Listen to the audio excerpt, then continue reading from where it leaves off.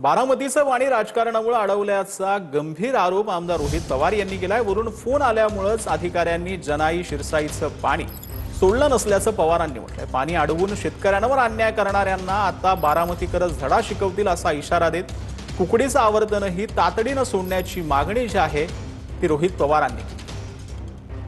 रोहित पवार यांनी आपल्या ट्विटमध्ये काय म्हटलं ते आपण पाहूया। सिंचन भवनातील बैठकीनंतर सोमवार संध्याकाळपर्यंत जनाई शिरसाईचं बारामतीकरांच्या हक्काचं पाणी सोडण्याचं अधिकाऱ्यांनी मान्य करूनही ते अद्यापही सोडण्यात आलेलं नाही। याबाबत विचारणा केली असता वरून फोन आला असून पाणी सोडण्यास आणखी 4 दिवस उशीर करण्यास सांगण्यात आल्याचं अधिकाऱ्यांकडून समजलं। राजकारणाचं गेट लावून शेतीचं पाणी हे अशा प्रकारे अडवलं जात असेल तर यात सामान्य शेतकऱ्याची काय चूक असं रोहित पवारांनी म्हटलंय। वरून फोन करून पाणी अडवण्याचं काम करणाऱ्यांच्या तोंडचं पाणी पळवायचं की त्याला पाणी पाजायचं हे आता बारामतीकरच ठरवतील असं देखील रोहित पवारांनी म्हटलं।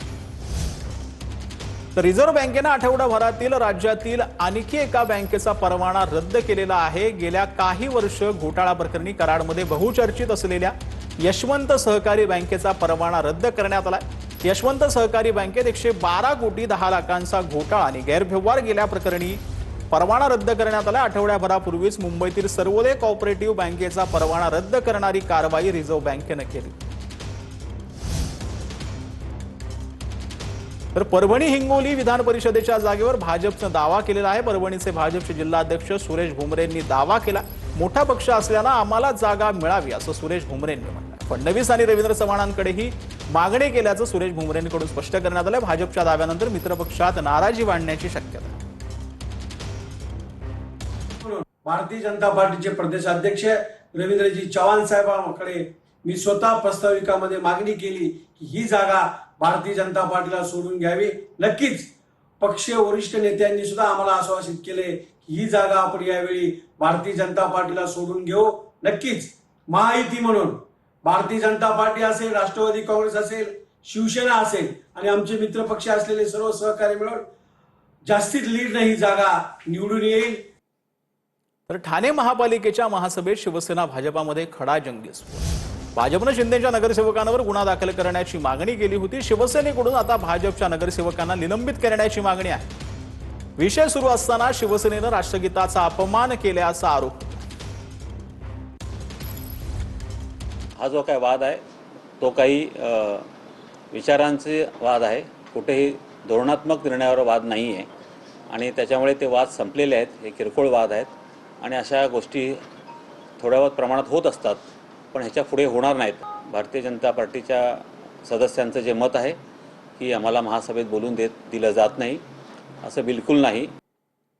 तर अमरावती जिल्ह्यातील दर्यापूरमध्ये खरीप आढावा बैठकीत मोठा राडा झालाय। युरिया खताच्या प्रश्नावर आमदारांनी शेतकऱ्याची कॉलर पकडल्याचा आरोप आहे। ठाकरेंच्या शिवसेनेचे आमदार गजानन लवटे शेतकऱ्यावर संतापलेत। अधिकाऱ्यांची बाजू घेत शेतकऱ्याला दमदाटी आणि शेतकरी विलासगिरी यांचा हा आरोप पाहिला।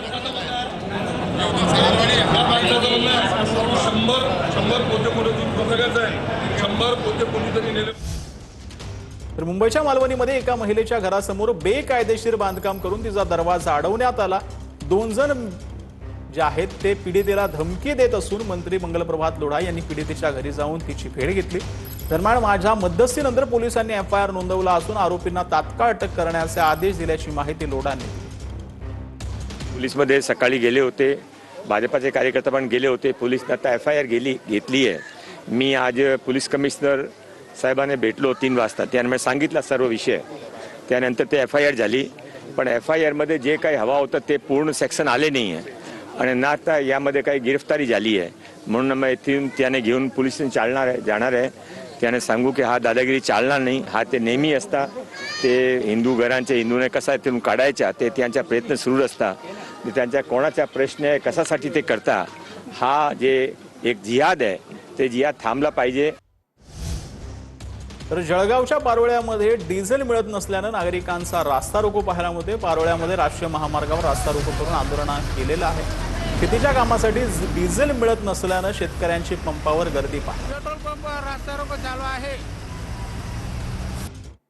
तर मुंबईतील परेल टीटी पुलाचं काम अंतिम टप्प्यात आहे। परेल टीटी पुलाचं काँक्रिटीकरण देखील पूर्ण झालं आहे। पावसाळ्यापूर्वी परेल टीटी पूल सुरू करण्याचा मानस आहे। त्याचा आढावा घेतलाय आमच्या प्रतिनिधींनी। परळ टीटी पुलाचं काम सध्या प्रगतीपथावरती आहे आणि गेल्या काही महिन्यापूर्वी हे काम सुरू झालेलं होतं आणि तेच काम आता पूर्णत्वास जाताना आपल्याला पाहायला मिळतात। शेवटच्या टप्प्यातील काही कामं आहेत ती सध्या या ठिकाणी सुरू आहेत, ती म्हणजे या दोन्ही रस्त्यांच्या मधील डिवायडरचं काम सध्या सुरू आहे। काम लवकरात लवकर पूर्ण करण्यासाठी रात्रकालीन काम देखील या ठिकाणी सुरू आहे। सर्व मजूर आहेत ते सध्या आपल्याला या ठिकाणी येताना पाहायला मिळतात आणि या ठिकाणी आहे ते पाणी होल्ड करून या ठिकाणी जे कॉन्क्रिटीकरण आहे ते देखील सक्षम करण्यावरती या संपूर्ण ब्रिजवरती जे जोर आहे तो दिला जातोय।